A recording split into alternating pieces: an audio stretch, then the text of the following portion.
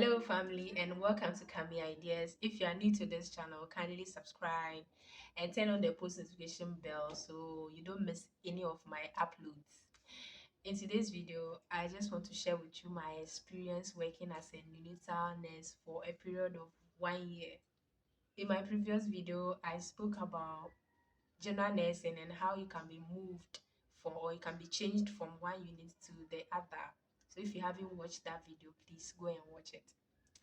So when we were posted, I was sent to work as a neonatal nurse in NICU, okay? And we were there with midwives, with enrolled nurses and registered general nurses. So NICU is neonatal intensive care unit. Just like with the word is neonatal intensive care unit, we have neonatal nurses too as well. And before you become a neonatal nurse, you should have had a diploma or a degree in one aspect of nursing, and then you go and do it as a post-basic program. Okay, so I spoke about post-basic programs. There are programs that you can't just go straight with your WASI results. You should have been a nurse and worked for some number of years and have gone to school to obtain a particular certificate before you are called a specialized nurse. That's all that means by post-basic program. Yeah, so I was sent to NICU and we're taken through some basic training to work in that particular unit. So and my experience there has been good. I've learned so much things that I read in books, and I did not really pay attention to them because I felt that I was a registered general nurse, and I wasn't too much interested in midwifery things because at least we have midwives who are trained to manage midwifery cases. So I didn't really pay much attention to it. But being posted permanently, and my working there as a neonatal nurse have really given me so much experience, and I've learned so many things for myself personally, and then for my career as well, because midwives are there, general nurses are there. We learn midwifery, add general nursing, add a lot of nursing aspect. Okay, so if you have ever worked in NICU in a particular hospital, you realize that NICU is not always that place you see so many babies there like that. Okay, but with my facility, it wasn't so. We had so many cases, and it was just like the neonatal intensive care. We were really doing intensive care, okay, at my facility. Neonates are babies who are born from day zero, day of birth till they are like 28 days old, are called neonates. So for my hospital, we had protocol for admitting neonates at the unit. For instance, pregnant woman who is in labor and is not dilating, and the baby is in fetal distress, we admit, they rush that particular client to do emergency CS and then bring the baby. Such a child is not kept at the maternity unit, of course. They bring that particular baby to NICU for us to give oxygen, nurse the baby until it's stable, and to go to mother. And we have other babies too that their mothers have underlying health conditions like diabetes, RVI, and some other conditions that need to take some medication before they can be discharged home. So when such children are born of such mothers, they are sent to our facility for management. And we have babies too that the membrane mothers who that the membranes rupture before time. And premature rupture of membrane can exposes the mother and the baby to infections. So when such children are born, they bring them to NICU. They have other babies that have congenital birth anomalies. They are sent to NICU. We have preterms, so we have to nurse them in NICU. So in our unit, we have, preterms are born, extreme preterms are there. We keep them in incubator, we nurse them till they are due for discharge. So we have a lot of conditions that we admit, or reasons why we admit babies at the NICU. We have babies that are have low birth weight, babies that are overweight. Okay, imagine a baby is born today weighing like 4.5 kg. Okay, such babies are prone to hypoglycemia, so they bring them to NICU for us to manage until they are well. We have so many reasons why we admit our babies at NICU. And NICU is a very busy place that need conscious people to work there. If you are in NICU and you are not smart, they just change you to another unit, okay? And then because you can't be there and they rush a case in and you are confused, you don't know what to do. So that's why I always say that nursing, you have to work as a team. So sometimes you go to work and they are supposed to close at 2. Just like just when you're about to take your bag and leave, they rush a baby in, an asphyxiated baby.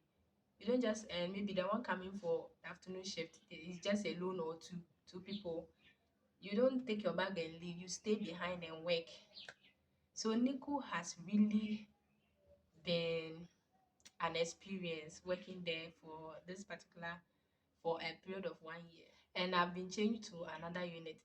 I didn't want to go initially, but I have to broaden my knowledge. I realized that if you're a registered general nurse and you work in NICU for a very long time, there are some nursing management that you tend to forget because you are always dealing with babies. You don't get the opportunity to do adults, and then passing of catheter, dressing of wounds, and those things are not done in NICU. Okay, so if you work there for a longer time as a registered general nurse, you will tend, okay, you might forget some of your nursing skills. So just like I said in my previous video that at least the reshuffling is good and bad, okay? Because if you stay in one particular place for a very long time and you are being sent to another place, you might not go and apply the same type of nursing there, okay? So neonatal nursing is not like like a general ward. It's totally different, okay? You are dealing with babies who cannot talk.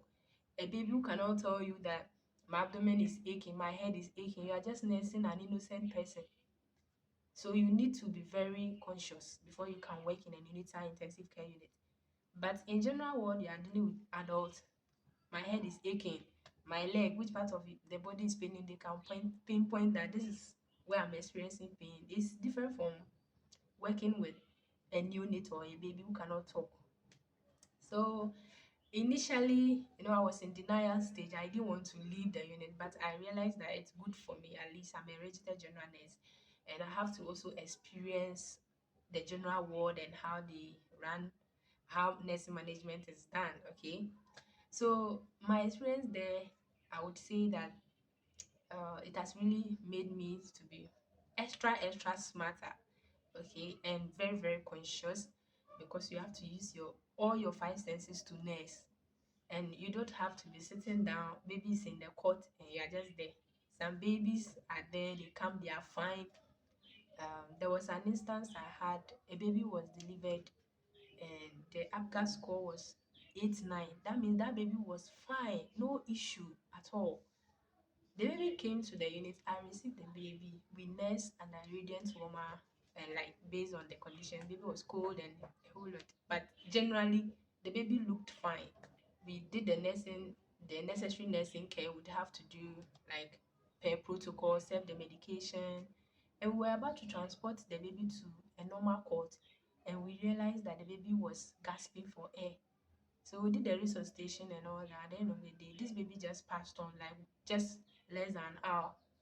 So a doctor, in the process of the resuscitation, a doctor was called and came to, upon examination, realized that the lungs were having a problem. So we lost the baby.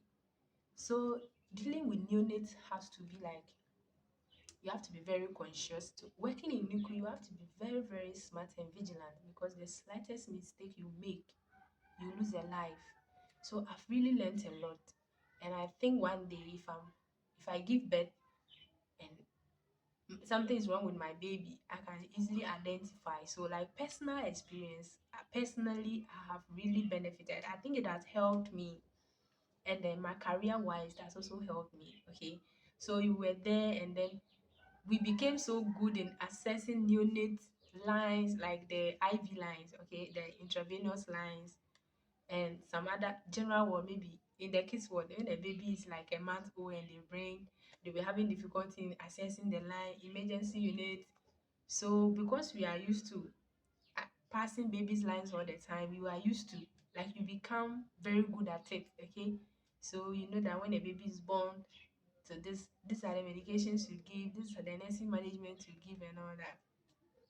It has really helped me though, because I didn't really know neonatal nursing was all about all this. So I was like, wow, I've really learned a lot. So it's time for me to go to another unit. I wasn't happy because I'll be missing my babies, but I have to because I won't be there forever. What I want to say is that those of you who are yet to start your permanent employment, okay, appointment as registered nurses, as midwives, as community nurses, as psychiatry nurses, if you're a general nurse and you are sent to any unit at all, just accept it in good faith. Okay, don't say that I'm not a midwife, but they say I should go and work in the maternity unit. So you have it to be a problem. And what happened is our NICU were just next to maternity. We're like we were in the same unit. Okay, so we're like midwives. People thought we were all midwives, okay, but they were general nurses.